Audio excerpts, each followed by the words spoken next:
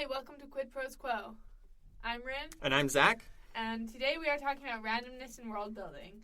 So Zac pitched this idea to me, and I just absolutely loved the idea of using randomness in world building. But do you want to talk some more about it? Sure. When I am creating a setting or a backdrop, whether it's for a role-playing game or a short story or a novel, one of the things that invariably comes up is that there's just so much stuff to decide.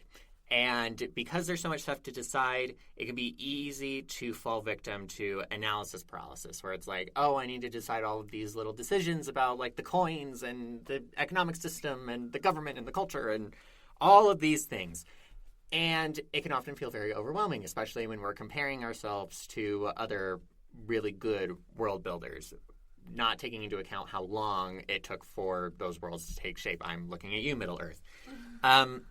And one of the things to recognize is that you can use randomness to get around that analysis paralysis. And sometimes we get a little antsy about being random inside of creativity because we think that it's all supposed to be deliberate. But this goes back to something that we've talked about in prior episodes about creativity as organization rather than creativity out of nothing. Where if you consider creativity as creating something out of nothing, randomness is going to be something that is really uncomfortable because it's like, well, I didn't make it though, so is it really being creative?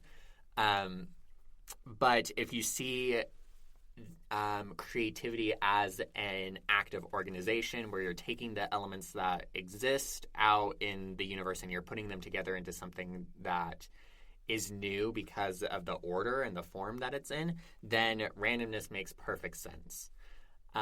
Because randomness gives you the raw material to then go and make something out of it.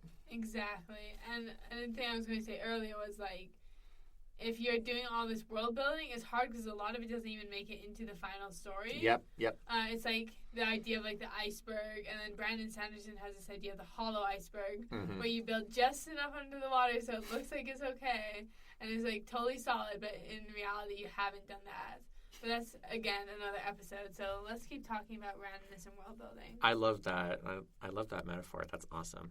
Yeah, that's great. If you're familiar with tabletop role-playing games, the idea of using randomness should be really familiar to you since many source books come with these lovely dice roll tables where you can be like, oh, you come upon a village, and then you just pull out your 3 6-sided dice and you roll them and you're like, and this village is a trading town that is on the coast and its problem is that it's ruled by a mob boss. Like, you just have magicked into existence this village that you didn't know anything about before, and now you can work on it and you can start asking questions about it to flesh out the world around it. Yeah, those tables are so helpful. Since we recorded our last episodes, I've started DMing a campaign of Dungeons and Dragons. Yeah. Which is like super fun, but they were like, we're going to raid this hag's house, and it's like full of magical items. And like, I can't think of all these magical items, so I pulled up like 100 items in a hag's lair, and I rolled a D100. And it was fantastic. And that helped you to get through it in the moment where it really counted, because when you're performing as a DM, you don't have time to be like, oh, pause, I need to go and figure this out like you can do with a book. Exactly. So let's talk about some ways to use randomness. First, you could use it for timelines. And do you want to talk about this? Because this is your... Yeah, for sure. I love using random generators for timelines. I've written code to do it for my own projects. And basically, you have one table for random events, and then you decide how many years you want in between events, and then you grab a dice that is going to give that to you. So if you want the maximum to be 20 years, then you find an icosahedron somewhere, a 20-sided die. And then on the one chart, you'll roll to figure out which event happens, and you plug it in at the next date. So if you're writing a near future science fiction novel, you say, okay, I'm going to start my timeline at 2022. You roll one die, and it gives you 5 years. So you go forward to 2027, and you roll on the chart, and it says plague. And you say, okay, in 2027, there's some kind of plague. And then you just go and you figure out what the rest of the timeline is. And in that case, and this is the case for all of the examples that we're going to talk about, randomness is a point of departure. It's not the final destination where you're going to recognize, okay, maybe this doesn't make sense. So you just toss it, and nobody's gonna hunt you down. It's not illegal. You just toss it. You just toss it and you move on. But you can get some really interesting stories out of this. For example, I was doing a timeline for my nano project last year, and I realized that there was a colonization event and then there was a Civil War event. And I was like, oh, well, maybe. And I looked at the event right before it, and it was raided by vandals or something along those lines. And the story that I began to tell myself was, oh, okay, so this society had been ransacked by, vandals or whatever. And in the midst of all of this happening, the leadership decides, what would be a really great idea right now? We should go and start another colony. And in the process of doing that, they stretch their resources even thinner. And so the people become angry about it. And so you have a ruler or a person in power who leverages that anger in order to start the Civil War. And so I have like a mini story there that I didn't need to put that much effort into getting the raw details down because of the randomness of it. Yeah, and that just goes back to using more tables. And you can find these tables online or in source books. You can make them yourself and then reuse them for various projects. Mm-hmm. So I think the one nice thing about using randomness is like your sources can be the same from project to project. Yep. But it'll be different enough because you're arranging them in a different order. Yep. And our brains recognize patterns, but if there is no pattern, you can't recognize it. So some other examples that we can think of are conlanging. We did an episode not too long ago about conlangs, where you can create tables for different linguistic features depending on how deep into the weeds you want to go for that. And then you just say, okay, roll on the table, and you find out that you have a language that uses subject, verb, object order, and the adjectives come after the nouns, and you just go through and you do that.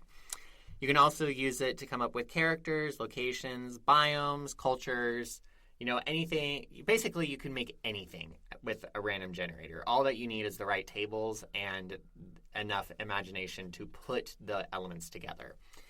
Rin mentioned that you can find these in source books. One of the ones that I like to use is Worlds Without Number and Stars Without End are two great resources for this. You can find there are versions of them available for free on DriveThruRPG. We'll put some links in the description to this episode.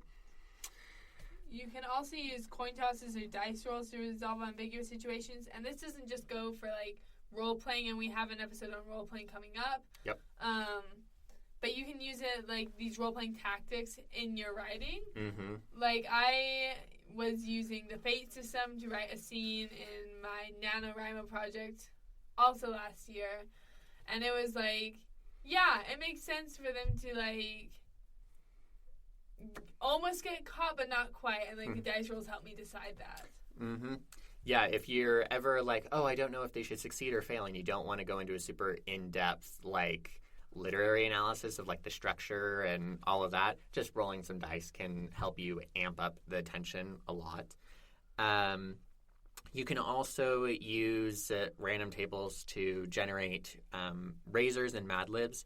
Razors is a term that I heard first from a role-playing newsletter by John Four, which is basically a mashup of two intellectual properties. So it's basically a comp title. So you have a table where you put in a whole bunch of comp titles, and then you roll the dice, and you say, this intellectual property meets this intellectual property. So, for example, my nano project 2 years ago was Ender's Game meets Romeo and Juliet with zombies. So I have Ender's Game, I have Romeo and Juliet, and I have zombies. So I have my 3-part razor, roll it on the dice, and that's not how I came up with the idea. But you can use it to come up with ideas that way. I also have some short stories that I've been thinking about recently, which I describe as Spirited Away meets Stardew Valley. So you will notice that Stardew Valley isn't even a book, it's a video game. And Spirited Away is a movie. So you can mash up any kind that you want. Yeah, because stories are not just found in books, they are found everywhere. Yeah. Everywhere. Mad Libs are a sentence, like, I'm sure you played the game Mad Libs, where you have, like, the blanks that you fill in with, like, random nouns or adjectives. Yep. And that just helps you create the beginning of an interesting story. It's something along the lines of a noun is verb. Yeah, a noun is verb, and the heroes need to verb the first noun because reason. Like, as an example. Yeah, so if I were going to come with a Mad Lib for the story that I'm working on, it would be like, a witch gets captured and then has to escape and free the rest of her coven. Yeah. So that's, like, super generic, but, like, you can move in and, like, get more in-depth and closer to whatever you need to do. Like, again, this is a point of departure, not a point of arrival. Right, and if I were to use your Mad Lib and take out the verbs and nouns, I could say a centaur needs to hunt a giant beast and then return back to his village, I guess. Yeah, which is a totally different story, but still using the same Mad Lib to arrive at that story. Exactly. I think that's all we have for you today. Do you have anything else you want to talk about? No, I just wanted to say that Randomness is so great. If you've never used it before, just give it a try. It will change your life, and we want to hear from you if you have any ideas for ways that you have used randomness inside of your writing and your world building. Whatever. We want to hear about it. Let us know. Social media, email, whatever works. But this has been Quid Pros Quo. Thanks for joining us. We'll see you next time.